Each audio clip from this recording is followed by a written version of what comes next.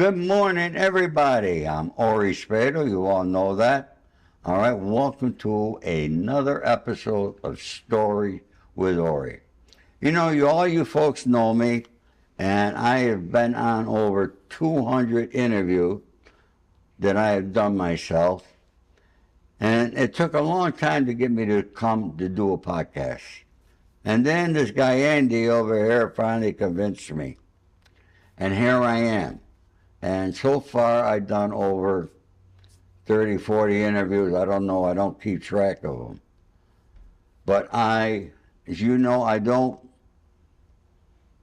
not interview gangsters. I stay out of that genre. And the reason that I stay out of there, folks, is because it's all bullshit.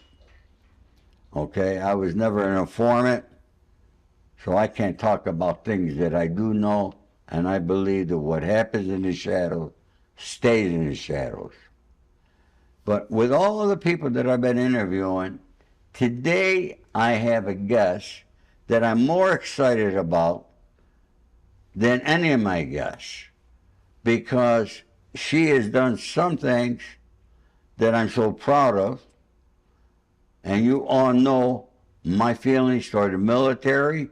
You've seen me on every holiday. You know that I've given over 100 books away just at the VA hospital here in Los Angeles. Today I have Amy Charlesworth. Amy, good morning, and thank you for coming. I sincerely appreciate this here. Thank you. What a ringing endorsement, too. I'm excited to get into it with you. Well, Amy, you know, I was in the military. At the time that I was in the military, there were no females. It was a different time. I joined, I quit high school in 1963. I always wanted to be a Marine. I ended up in the Army.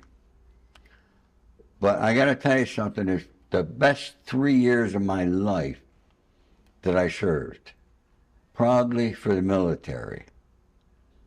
And we didn't have, you know, I was thinking last night, I could remember running around at Fort Gordon, Georgia, and gotta go all the way up the hill, over the hill, all the Cajuns, different songs we say. I got a girl that lives on the hill, she won't do it, but her sister will. And I'm thinking, my God, I wonder what what kind of cadence you were doing. I used to sing cadence, so like I would lead cadence. You know, when I was serving active duty, I was a recruiter for several years. So we used to recruit a lot of young 17, 18-year-old kids, and we'd put them in what's called a recruit sustainment program. And that would be like a delayed entry type of thing till they were done with high school. And on the weekends, we would bring them out and we'd put them in formation and run them around the bases. And so I would call cadence. So I would do all kinds of things. I love cadence. It's amazing. Yeah. Yeah. I was just thinking something I thought about last night because, you know, you can see I don't come to my interviews with notes, okay? I'm very spontaneous. And, Amy, let's begin with, where were you born? I was born in Nottingham, England. Oh, you're from England? I'm from England. I know the accent's going to throw everybody through a loop here, but yeah, I was born there. Both my parents are British. I'm British. I was born in Nottingham, and my mother married an American Mormon missionary a few years after I was born. So I was about 5 or 6 years old the first time I came to the United States, and I've been back and forth my whole life. My father, my whole family's still there, but my mother moved here. Now, Nottingham is where, northern England? It's about 2 hours north up the M1 from London, yeah. 2 hours north? Yeah. Well, you know, I'm very well known in London. Oh, yeah? Oh, very well known. Okay. Oh, yeah. I've been there several times. My best mate, my closest friend, I'm going to give you this book. I'll autograph it for you. You'll read about him. Joey Pyle. All right. He was the boss of the firm. Okay. Okay? One of the most honorable men I ever met in my life. And his son today is like my third son. Well, I'm very excited to read your book. So, and I know the Crays, Ronnie and Reggie, the Richardsons, Freddie Foreman. Yeah, let's not talk about my life, okay? But so now you're born in England, you come here, and where do you live here? I live here in Los Angeles. Los Angeles. Yeah. Now you ended up in the United States Army. Yeah, so my mother and my father obviously were separated, and at the time when I was about 13 to 16, I was living in England, and I was working at a hair salon after school. I would get on the bus and I would go to this hair salon, and I would make cups of tea and sweep up hair. Downstairs from the hair salon was a Army recruiting office for the British Army. And I told my dad, I really want to join the British Army when I turn 16 and leave school. And he said, no way, no daughter of mine is going to join the military. It's just not going to happen. And so that summer, I came to the U.S. and I was almost 17. And I asked my mother, can I join the American Army? And she said, of course, let's go. So we went down on my 17th birthday and signed me up for the American Army. So I joined on a permanent residency. Since she was married to an American, I got permanent residency through her being an underage person. And so I was allowed to join the Army at 17, and off I went to boot camp to Fort Jackson, South Carolina. Get out of here. That's where I was. Really? Yeah. Oh, man. Yeah, it was the first place, but there, I went from Albany, New York, from the recruiters, to Fort Jackson, South Carolina. And I could remember, we were in the mess hall, and we're still in civilian clothes. And they're sending, all these papers are coming. Where do you want to be stationed? You had 4 choices, okay? Are you interested in airborne? I'm interested in a lot of things. I say, yeah. Next thing I know, next day, I'm on another plane for Fort Gordon, Georgia for airborne basic training. Wow. But yeah, Fort Jackson, South Carolina. I can't tell you too much about it. One night I was there. Yeah, it was great. I was there for all of my basic training and then also my AIT school, so that I went through all of my entry-level schools at Fort Jackson. I got to ask you, Amy, when I went in the Army, there were no females, okay? What were we had barracks that we lived in, it was all guys. How was it for you in the military? Right from the time that I joined the military, I immediately was surrounded by mostly men. My first experience with the military, I did a trial day with the Oregon Army National Guard, and I went out with an infantry unit, and I was the only female. And of course, at the time I joined in 2006, females couldn't join the infantry. They weren't allowed to go into combat arms. And so when I went to go sign up and actually join the military, I said, well, I want to go in the infantry unit that I served with on my trial day, and they said, I'm sorry, you can't do that. So I ended up going human resources when I entered, and when I went to basic training in South Carolina, it was a co-ed scenario. So half of my class at least were men, and then about half were female. And I stayed in an all-female barracks to sleep, but our building was both men and women. So men would be on the 2nd floor as an example, women would be on the 3rd floor. And that was the same all throughout my career. As I progressed into some of the more male-dominated spaces throughout my career, I went to air assault school as an example. The numbers of females dwindled. So I would go into these training environments and I would be maybe one of 10 females, and the other 290 people would be men. So it was a very, it was not an equal environment. I had to adapt. I had to make sure that I was up to the same standard as those males. I had to make sure I knew the same things, could do the same things. So I became very physically fit throughout my military career to make sure that I could keep up with the men, because of course I'm hearing it from all sides that women don't belong in the military, women don't belong in armed forces, women are not physically fit. And so I had to prove people wrong. So I ended up going into very, very extreme, protected areas that are mostly men. And then in 2016, they opened up the ranks for females to go into combat arms. And so I started pursuing going down that route again so I could maybe one day become infantry. So you were in combat? I went to Afghanistan, yep. Now, a female in combat. What can you tell us about that? I think my experience really... My question, were your living conditions over there, were you still separated from the men? No, we're very interlaced with the men. So in terms of where I slept, it just depended on the situation. They did their best to provide, the military did their best to provide, if we were in a tent, like when I was in Kuwait, we were in tents.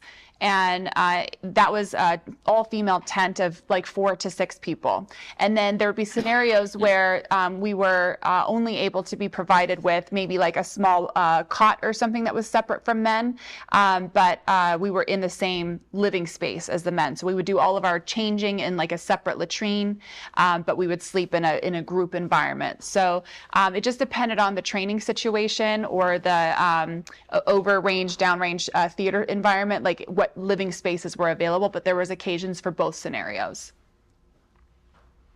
And tell me about the combat situation you were in Afghanistan. I was overseas for about a year and some change, living in Sharana, which is a small base on the border of Pakistan and Afghanistan. It's about 2 hours south of Kabul. And, I worked over there every single day during that time, either on the base or going out into the villages that were local. We worked with women and kids. I was with an engineer unit. And so we would do things like build structures for the local community. We would clear roadways. We would transport items from one base to another. We had a lot of different operations overseas. So just very, part of the broader system of the General McChrystal Win Hearts and Minds campaign that we were part of at the time. Amy, everybody knows me that I live by 3 words: loyalty, honor, and respect. And those are words that we live by in the military. And I think I think it was Ronald, I can't remember, Ronald Reagan. No, was it Reagan? Who ended the draft? In my days, we had the draft. Everybody turned 18 years old, they had to join the military. Unless they come up with a medical excuse, which a lot did. But our crime rates were lower. We had more men that were respectable because they learned discipline in the Army, they learned honor, they learned loyalty, and they learned respect. Today we don't have that in this country, in the world.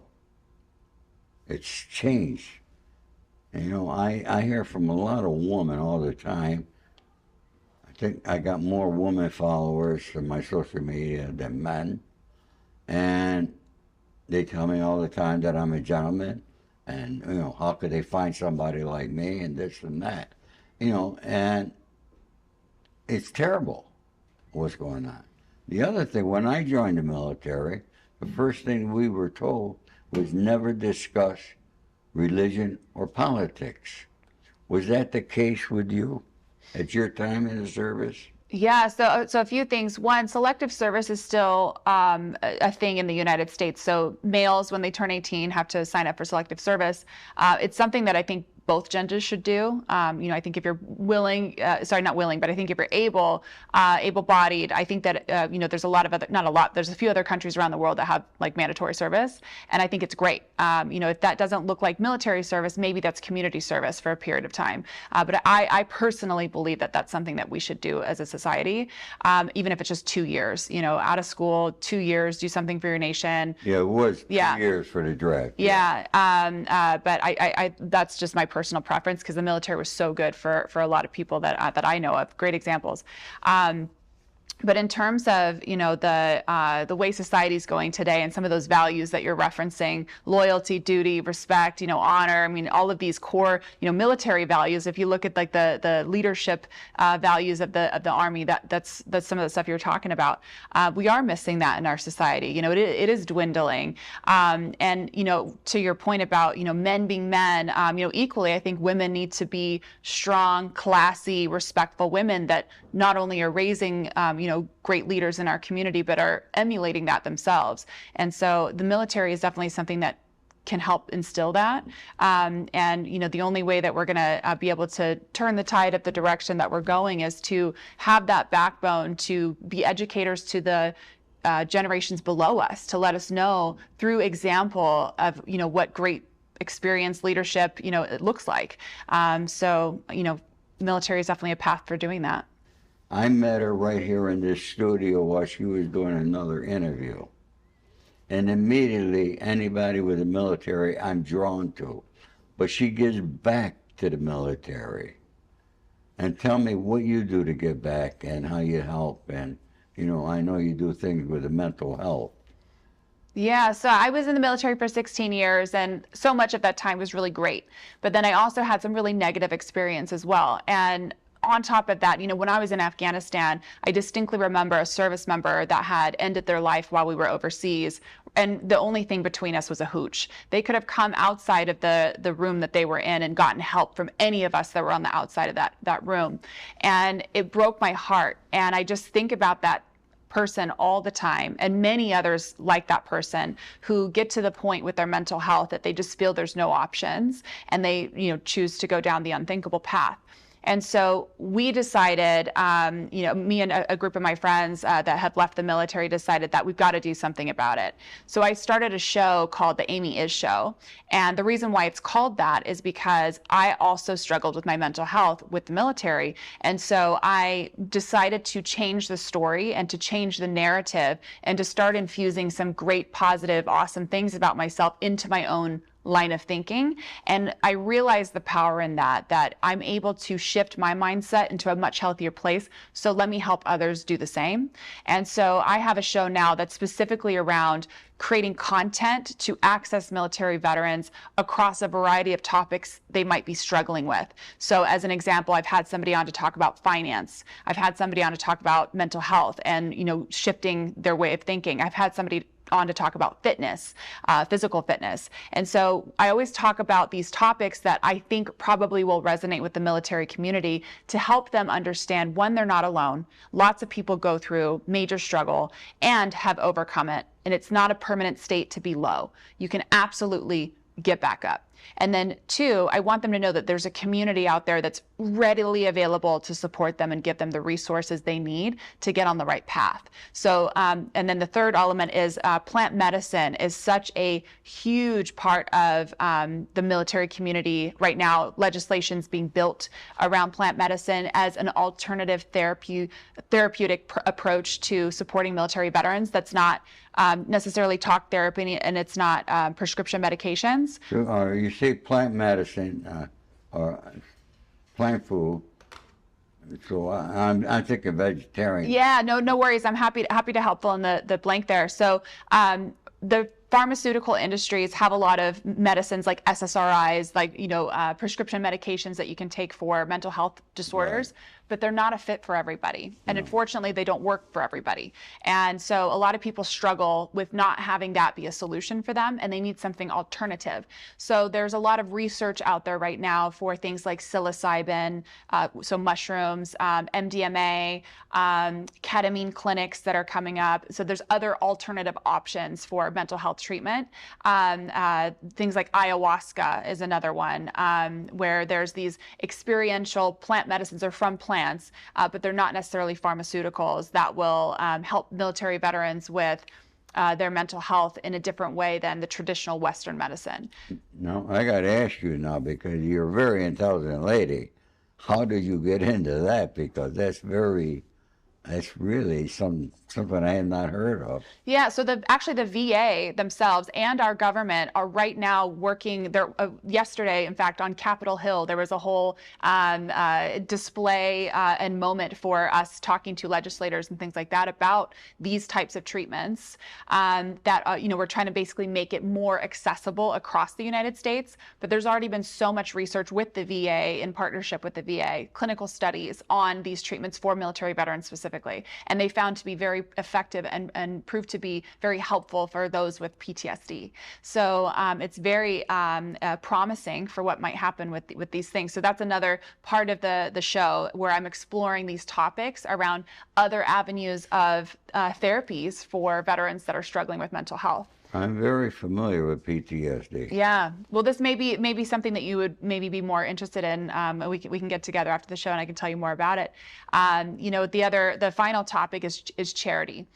You know, often when we're inward and we're just kind of trapped in our own negative line of thinking, we forget that there's a whole world, there's a lot of other people out there that could use some of your light. And so when you give back, and that might look like helping speaking at a back to school event or going to help feed the homeless. It might look like giving out toys at Christmas to kids, right? There's all these different things that you can do to be charitable. And so through my show, every single episode, I will ask my guests, what charities are you involved with? And we try to help do two things. One, map veterans with charities that can help them.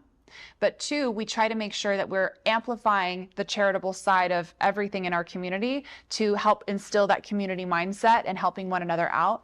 Because what happens with someone when they're really struggling with mental health, PTSD, things like that, often they lose things like sense of purpose, especially when they leave the military. And when you give someone back purpose, and it's a purpose that will help others out, it's just such a powerful compounding snowball effect of just getting them out of the funk that they're in, give them something to do that's really exciting and charitable in nature, that's helping people out, and you're just going to feel so good. So through those four kind of pillars, if you will, the show is designed to really help military veterans. So that's your show, and do you go to the VA and talk to these people? So I don't go to the VA right now. That's down the road. We have that on the roadmap. Right now, I'm just basically creating a foundation of talking with experts in different spaces. So therapists, mental health experts, fitness people, former military veterans who have become really successful in their various industries.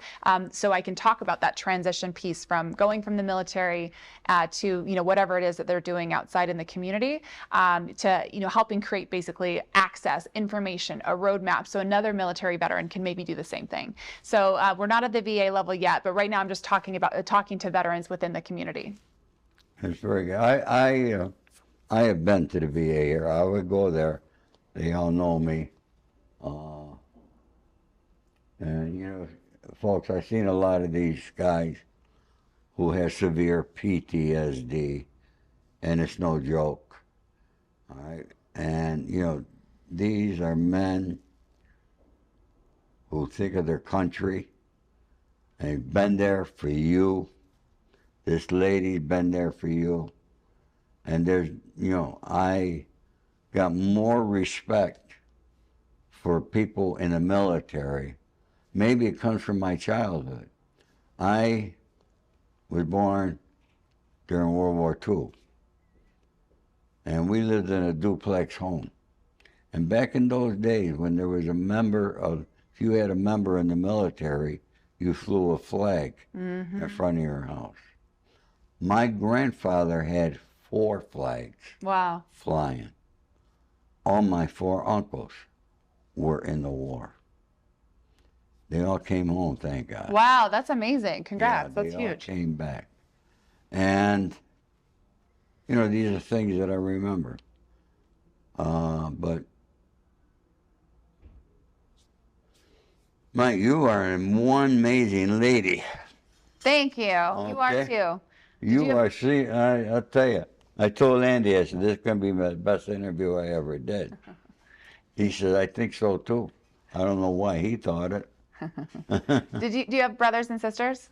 Huh? Did you have brothers and sisters? Yes. Were any of them in the military, or was it just you? Just me. Wow. Just me. My older brother was in the reserves, but I don't call that military.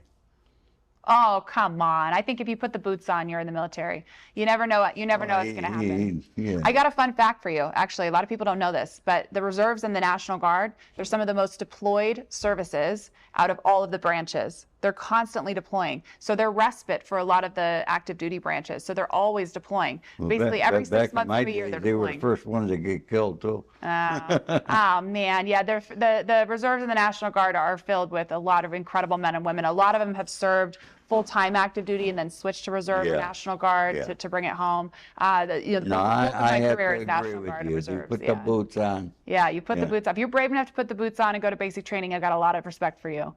Yeah. Man, how many women do we have in the military today? You know what? I'm ashamed to say I don't know the number, but I do know the number is growing, thankfully. It's wonderful to see, more women going into these spaces.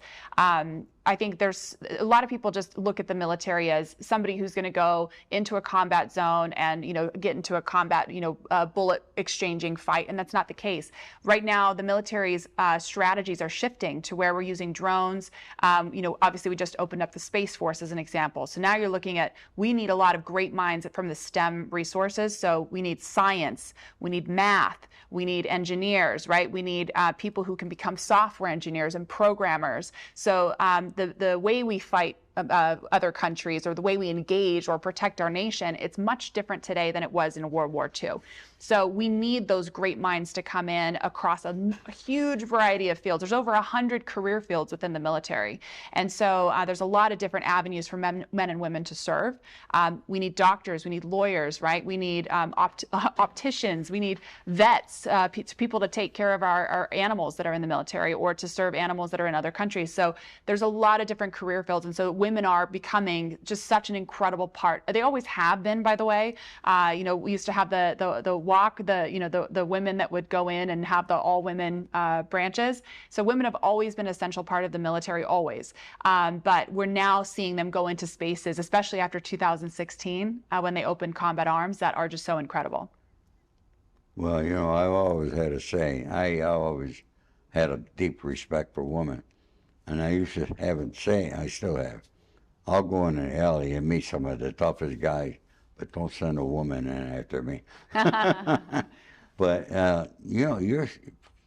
I'm amazed at your intelligence. You must be, are you college educated? I do have a college education, thankful to the military, actually. I got my undergraduate degree in business, and I got a master's degree in business, all because the military paid for it, yeah. Jeez. What you're doing is amazing, and the military changed. I just read something that the number of military men that we have in the armed services today is much lower than probably the lowest we've had in history. Yeah, they really are. Why is the cause of that? Is it because of this change that you're just mentioned? Well, I think there's a lot going on. The first thing is, and you're right, the military is having a recruiting crisis at the moment across all the branches. And some of that is we're just expecting different things, Unfortunately, and I know this is a very controversial opinion, so I'll just lead with that, but the military has done a poor job at adapting to the way we are today as a society, where there's so many options for careers. There's a lot of options for college. One of the carrots that the military used to dangle so heavily was that they paid for college, and I'm thankful that they did. But today, college is becoming less and less important to people. That's just one factor. Another factor is that because of so many options of people that they have for careers and different things that they can do, they don't need the military here in the United States to have options for income or career. There's a lot of other options out there. And why that matters is because when the military doesn't adapt the way they train, and they don't adapt the way they treat people, and they don't adapt the way that they take care of the military veterans, and there's all this negative press right now about how the military is just not good to people, they don't necessarily want to go into the military. When you go into the military, you're going to get treated like crap. You're going to have to go through a lot of hard labor. You're going to be awake at 3 a.m., 4 a.m., getting yelled at, getting kicked around, things like that, right? People they don't have to do that anymore. They don't need to do that. And so, they opt out. So because we don't necessarily have a ton of combat hand to hand, we're not like out there with bayonets anymore, right? They're still training that way, which is so bizarre to me. When I went through in 2006 through basic training, we were still training with bayonets. We don't fight that way anymore. And so it's interesting that they haven't necessarily adjusted their training styles, nor how they treat you. So if you're in a rank of 8 men and you've got your sergeant yelling at you all the time, why would you stay in?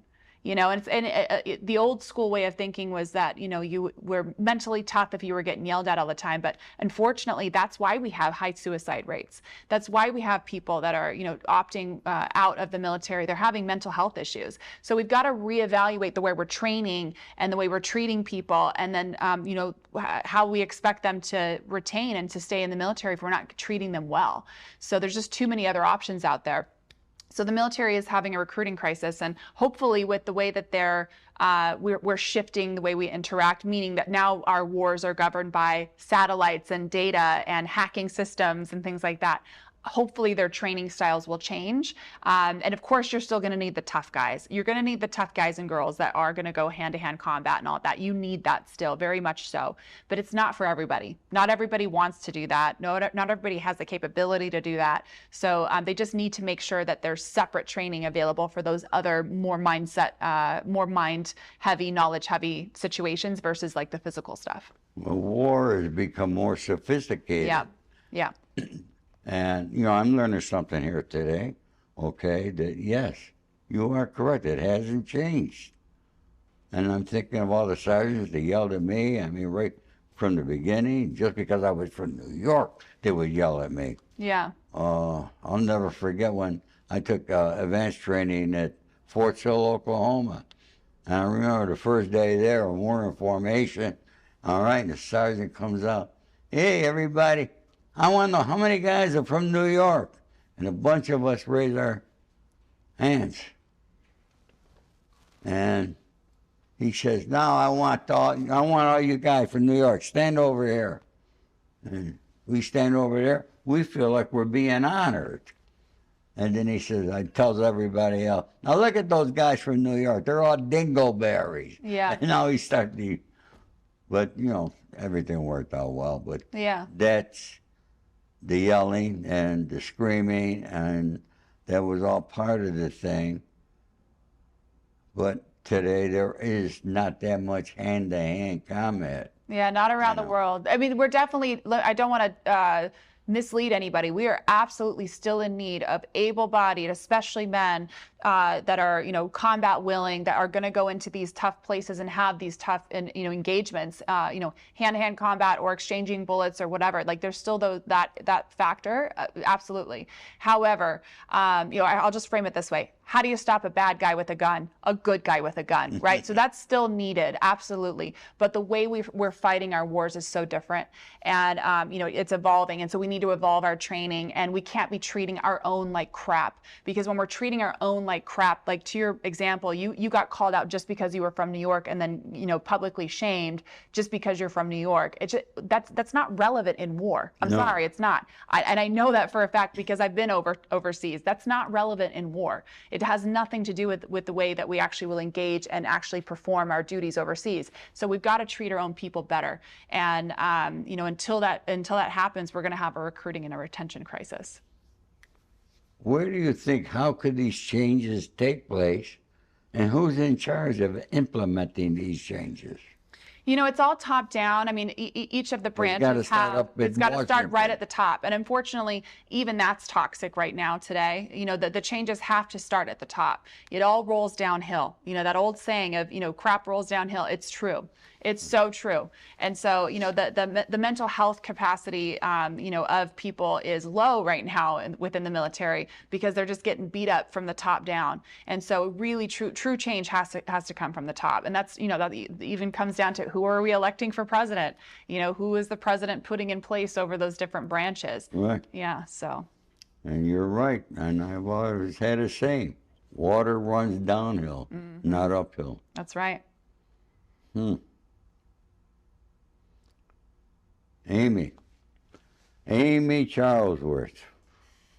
Folks, this is an amazing lady here. And I want you to know, if I could do or assist you in anything that you do with the military, if you could utilize my background in any way, please feel free. Before we leave, all right, how can people get in touch with you? Tell us about your social media, and somebody, you know, in my book, you're going to read a letter that I wrote to the U.S. House of Representatives. I hope some of them read it. But, you know, what you're doing, they need to know. How do people get a hold of you? Thank you for asking. So you can find me on my Instagram, which is at Q as in the letter Quebec, N Nancy AMY, so QNAMY, or at my show, which is at the Amy Is Show, and that's available on YouTube, Instagram, TikTok. So, Amy, I thank you for your service from my heart. I had the most deep respect for you, and for all of you folks out there that were in the military. my love and respect to you all. Amy, thank you very much for coming. Thank Is you. there anything you like to tell the people before you leave? No, I'm just so honored to be with you here today. I'm excited to read your book, The Accidental Gangster. I love that we're here at Studio Place today. They're always so great to us. So thank you so much for having me on your show today. It's an honor. And It's my honor, Amy. Thank My you. honor. Thank you Thank very you. much.